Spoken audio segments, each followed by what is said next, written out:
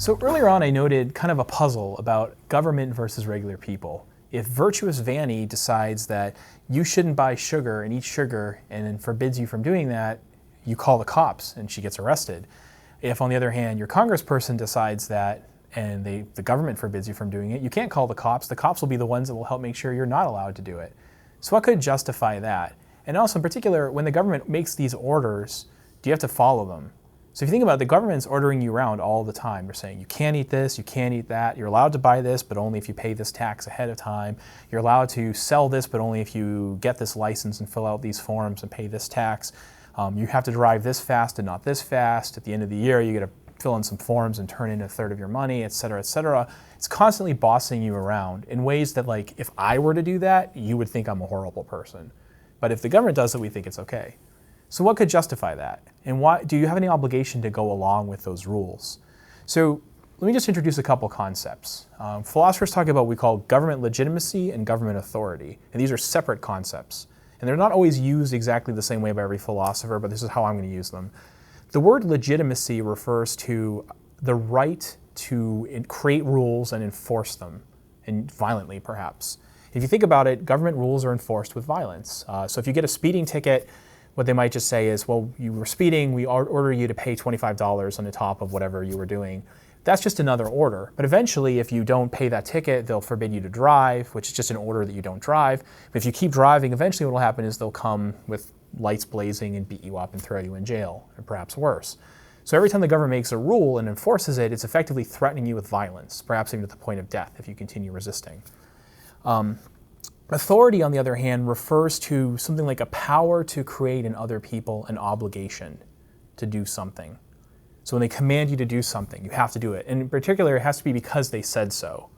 So if you think about it, like is there an obligation to obey the law? Well, the law sometimes requires you to do things you have pre-existing moral obligations to do. So I have an obligation not to kill you that exists independently of the law, and vice versa.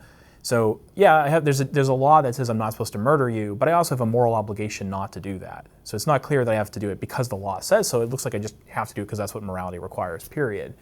So we have to look for the question, are there laws or rules that you have to obey because the government commands you to do so? Like, I have to pass in my taxes because I'm told to do so. I have a moral duty to do what the government says. Surprisingly, even though the typical political philosopher is, probably a moderate Democrat and, fairly, into the state and advocates having a nation state and a fairly strong nation state, the kind of dominant view in political philosophy right now is skepticism about government authority, skepticism about whether there is any such thing as an obligation to obey the law. So the average view now is what's called philosophical anarchism. So philosophical anarchism is really the view that governments can be legitimate, but they're not authoritative, which means that it's okay for governments to exist of a certain sort. It's okay for them to create and enforce certain kinds of rules, but you don't actually have an obligation to obey any of the rules because the government says so. Again, we're just talking about rules that you wouldn't have any pre-existing obligation to go along with. So you shouldn't murder me just because it's the wrong thing to do independent of what the government says. So throughout history, though, most people have believed in the duty to obey the law. Most people now believe there is such a thing as a duty to obey the law. But it's kind of puzzling why there would be. Like, why would the government be allowed to create an obligation in you when the average person wouldn't? What could possibly justify that?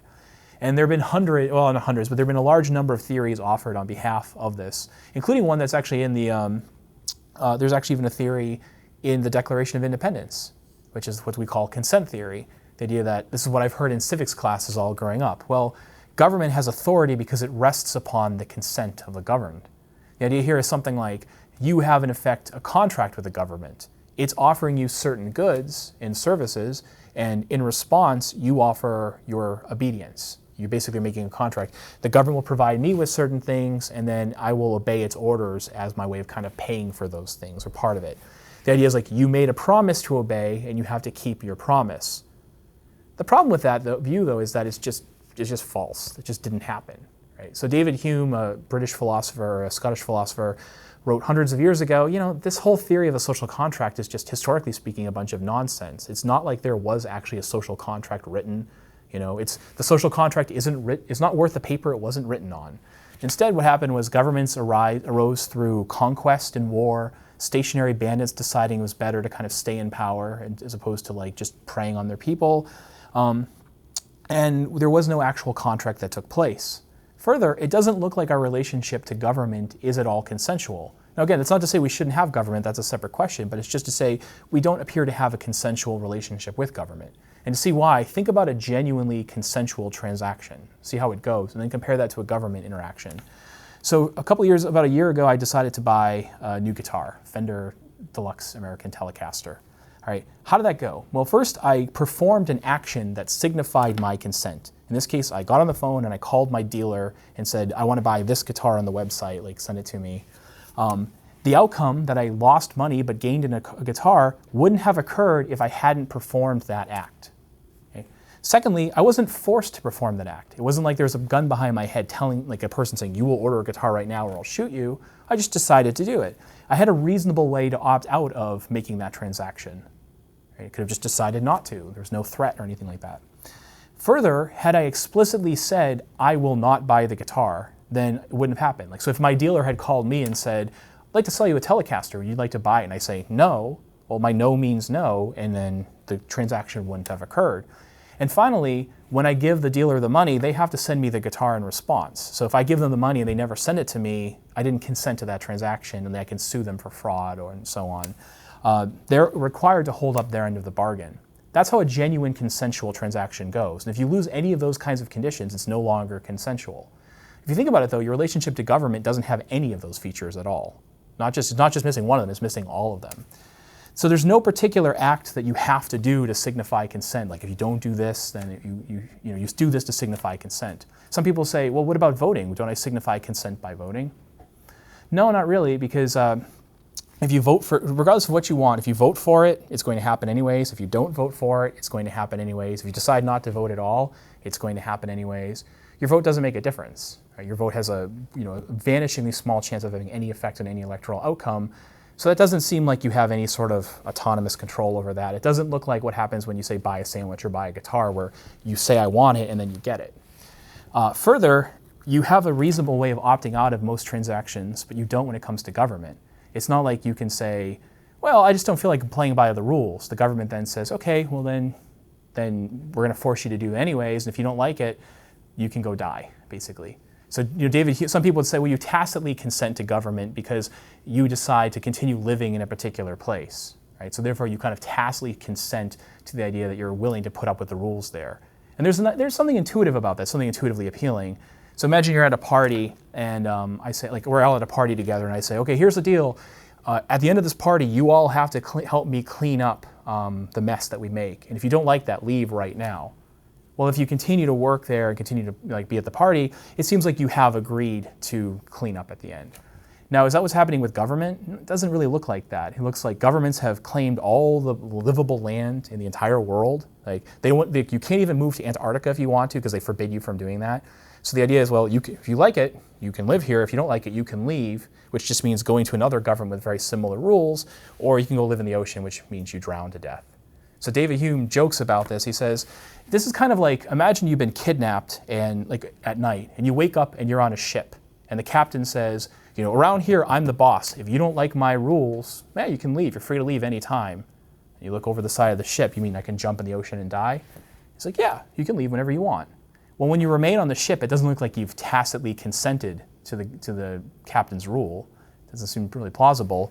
And suppose there's that captain and there's 30 other captains with almost identical ships. Now you might decide to hop from one ship to another if you're lucky. And in a sense, you pick one ship over the other 29 in that case, but you haven't really consented to be on a ship in the first place because your choice is live in a ship or die. That'd be like equivalent to me saying, let's say I'm kidnapped by 30 women and they say, you will marry one of us or we'll kill you, but you get to pick which one. Well, when I agree to marry this one around the other one, I don't really agree to be married. So it doesn't look like it's genuinely consensual. Further, when you actively dissent, the government doesn't care. For them, your no doesn't mean no, your no means yes.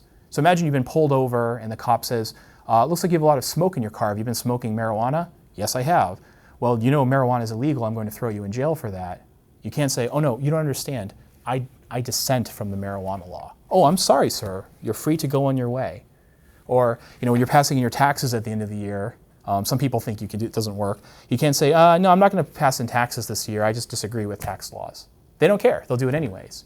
So this is unlike a genuine transaction or a consensual transaction where when you dissent from something, when you say no, it doesn't happen. With the government, when you say no, it happens anyways.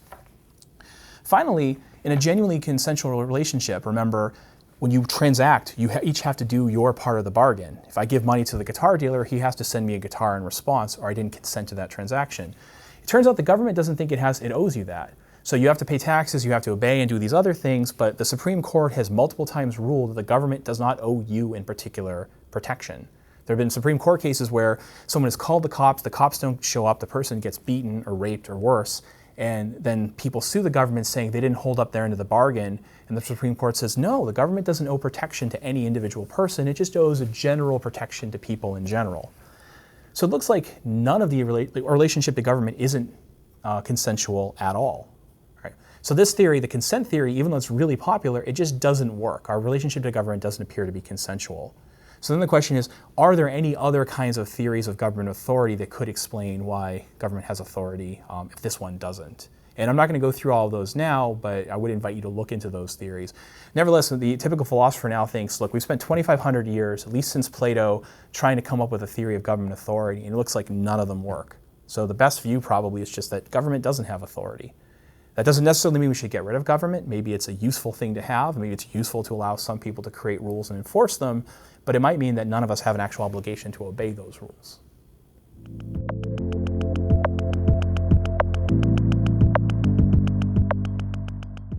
Okay, so you said that we don't have an obligation to, I guess, follow the rules set by the state. So then could that go the other way, and do we maybe, as long as we're able to get away with it, have an obligation not to follow the rules set by the state? Yeah, that's a great question, and it's a hard question. So you talked about getting away with it, because and that's important, because imagine that there's a person committing a bunch of injustice, and you could maybe fight that person back, but you'll get killed in the process. We wouldn't normally think you're obligated to fight back because you'd be under duress. Like the fact that you could be hurt seems to be a problem. On the other hand, if you could get away with it, then we would normally think it's at least permissible to, and perhaps in some cases obligatory to. I mean, if you could easily stop injustice from happening by pressing a button at no cost to yourself, it seems like you should, not just that you may, but that you should. So I'm glad you asked that question, because you're bringing up an implication, kind of an unnoticed implication of the lack of government authority. It's going to mean something like, when governments are committing severe injustice, it's at least permissible for you to resist it, and it might even be obligatory if you can do so easily.